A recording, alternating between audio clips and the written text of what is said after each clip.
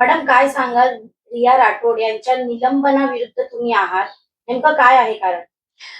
रिया राठोड यांचा तो संपूर्ण गोष्ट जेव्हा मी पाहिली तेव्हा माझ्या लक्षात असं आलं की मुळात म्हणजे आपण सुरुवात करतो लालच द्यायला, रिश्वत द्यायला. 100-500 रुपये आपण का द्यायचे? मला असं वाटतं वाहतुकीचे नियम बनवलेले आहेत ते आपल्या सुरक्षेसाठी आणि सगळ्यांनी पाळलं पाहिजे. आता हा जो कोणी पत्रकार आहे जतीन नावाचा, त्याने हे स्टिंग ऑपरेशन केलंय. यापेक्षा मला असं वाटतं महत्वाचं आहे की तुम्ही सगळ्या समाजाच्या स्तरावरती जाऊन जे ट्रिपला गाडी चालवतात, ज्यांच्या गाड्यांना नंबर प्लेट नसते, बऱ्याच गोष्टी आहेत जे आपण रस्त्यावरती नेहमी बघतो. तिकडे जाऊन थोडं समाज प्रबोधन करावं. मुळात म्हणजे आपण सवयच लावली नाही पाहिजे. रिया राठोडचा विषय परत एकदा जर तुम्ही पाहिला व्यवस्थित, कारण मी पुराव्याशिवाय बोलत नाही. त्या दिवशी जी काही घटना घडली, मुळात वॉर्डन हा ट्रॅफिक पोलिसांचा भाग आहे का? आता हा जो कोण व्यक्ती होता टू व्हीलर वरती, त्याने त्या वॉर्डनशी बोललेला आहे. त्या वॉर्डनच्या मागे लागलेला आहे. कमी करा, कमी करा. वॉर्डनला मुळात अधिकारच नाहीये तो. एखादा फाईन घेण्याचा, एखादा दंड आकारण्याचा. आणि जर दंड रिया राठोड यांनी जर आकारलेला आहे, तर मला असं वाटतं त्याची पावती बनलेली आहे आणि ती त्यांच्या विभागाला जमा सुद्धा झालेली आहे. याची शहानिशा आता मी सीपी साहेबांना पण भेटणार आहे या विषयामध्ये. मुळात मी कुठल्याही अंमलदाराच्या किंवा कोणाच्या असं चुकीच्या बाजूने मी उभी राहत नाही. जिथे योग्य बाजू तिथेच मी उभी राहते. कारण ट्रॅफिक अंमलदारांच्या बऱ्याच विषयाच्या विरोधात सुद्धा मी उतरलेली आहे. पण इथे मला असं वाटतं की रिया राठोडची बाजू ही योग्य असेल, याची चौकशी व्हावी, याची शहानिशा व्हावी. म्हणजे तुमचा असा पण आरोप आहे की रिया राठोड यांची चौकशी न करताच त्यांना निलंबित करण्यात आलं आहे. हो. चौकशी झाली असती आणि मग निलंबन झालं असतं ना, तर मला असं वाटलं असं काहीतरी पुरावे पोलीस विभागाच्या हाताला लागलेले आहेत. पण त्यांची चौकशी न होताच त्यांना पदावरून खाली केलेलं आहे. आता ते त्यांच्या सर्व्हिसमध्ये रेकॉर्डला लागलं ना सस्पेन्शन, हे व्हायला नाही पाहिजे. ट्रॅफिक हवालदार जो आहे, तो उन्हात उभा असतो आणि मी सुद्धा बऱ्याचदा जाता पोलिसांना माझ्याकडे जर पाण्याची एखादी बॉटल असेल, तर मी देते. एक माणुसकी असते ना ती. आता ह्या व्यक्तीने जर कोल्ड्रिंक हातात घेऊन कोणीतरी कोल्ड्रिंक दिले आणि त्यांनी ते कोल्ड्रिंक घेतलेलं आहे, त्याचा सुद्धा व्हिडिओ बनवलेला आहे. म्हणजे आपण स्वतः देतो, तुम्ही पण देत असाल कुठल्या पोलिसवाल्याला. उन्हात उभे असतात ना, एक माणुसकी असते. कारण तोही माणूसच आहे ना वर्दीच्या आतमध्ये. चुकी आपलीच असते, कारण आपण त्यांना ती रिश्वतची सवय लावलेली आहे. मॅडम अशा प्रकारचा जो प्रकरण घडला आहे, पुढे हा प्रकरण घडू नये यासाठी आपला काय संदेश होता? माझा संदेश असा आहे, की पत्रकार हे सुशिक्षित असतात, शिकलेले असतात, त्यांना कायद्याचं भान असतं. तर मला असं वाटतं, की जे पत्रकार आहेत ते स्टिंग ऑपरेशन करतात.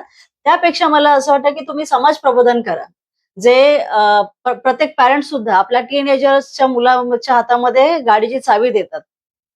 आणि बऱ्याचदा असं होतं माझ्या शाखेसमोर किती वेळा ऍक्सिडेंट झालेले आहेत. तर याच्यासाठी तुम्ही प्रत्येक सोसायट्यांमध्ये जाऊन समाज प्रबोधन करा, जेणेकरून आपल्या मुलाचाही जीव वाचेल आणि रस्त्याने जाणाऱ्या व्यक्तीचाही जीव वाचेल. परंतु मॅडम जो व्हिडिओ सोशल मीडियावरती व्हायरल होतोय त्याच्यामध्ये असं दाखवलं जाते की रिया राठोड ज्या आहेत त्या लाच घेत आहेत.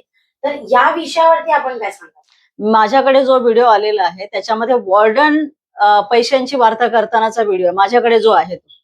मुळात वॉर्डन हा ट्रॅफिक पोलिसांच्या सर्व्हिसचा भाग आहे का? वॉर्डनला पगार कोण देतो? वॉर्डनला फक्त रस्त्याची वाहतूक सुरळीत करण्यासाठी उभं केलेलं आहे. तो कॉन्ट्रॅक्टरचा माणूस आहे. आणि आपण म्हणजे मी पत्रकार आहे आणि मी एका वॉर्डनच्या मागे लागतोय की 500 रुपये घे, अरे मला ह्याच्यासाठी जास्त होतात, मला मेरे लिए बहुत ज्यादा है, 500 ले लो. वॉर्डनचा काय अधिकार तुमच्याशी दंडाची पावती डिस्कस करण्याचा? हे आपल्याला मुळात समजलं पाहिजे आणि प्रत्येकाला मी सांगेन की वॉर्डनकडे तुम्ही दंडाची पावतीबद्दल बोलूच नका.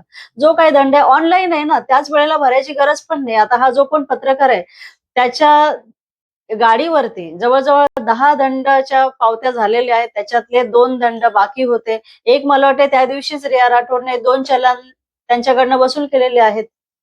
आपल्याकडे याचे काय पुरावे आहेत मॅडम? माझ्याकडे पुरावा म्हणजे त्या दिवशी ह्या गाडीचा जो विषय झालाय ना, त्या दिवशी ह्या गाडीवरती आधीचा एक चलान आहे 2023चा जो 500 रुपयाचा होता आणि त्या दिवसाचा जो 500 रुपये तो बोलतोय ना, त्या 500 रुपयाचं सुद्धा चलान बनलेलं आहे आणि हे दोन्ही चलान त्यांच्या हेड ऑफिसला जमा झालेले आहेत आणि हे 500-500 रुपये असे 1000 रुपये जे आहेत ना, ते त्यांच्या विभागाला जमा झालेले आहेत. म्हणजे कुठे ना कुठे रिया राठोड यांना फसवून चुकीच्या पद्धतीने त्यांचं निलंबन करण्यात आलं असा तुमचा आरोप आहे का? नक्कीच. जर ही पावती जमा झालेली आहे आणि हा चलन वसूल झालेला आहे, मग कुठल्या अर्थाने हा गाडीवाला जो आहे मोटर बाईकवरती बसलेला कुठल्या अर्थाने म्हणतो की रिया राठोडने पैसे घेतलेले आहेत? जर घेतले असे तर त्याची चलनच बनलं नसतं ना. मला काय वाटतं ना, की आपल्या आयुक्तांनी फेअर डिसिजन करावं. जर रिया राठोड खरंच चुकत असेल, तर तुम्ही कारवाई करा. पण जर नसेल चुकत, कारण पोलीस सुद्धा आपल्या समाजाचाच भाग आहे ना. माणुसकी तोही जपतो ना. कधी-कधी असं होतं ना, की अरे 10,000 आपल्याकडे खूप जास्त आहे. साहेब तुम्ही थोडंसं काहीतरी कमी करा.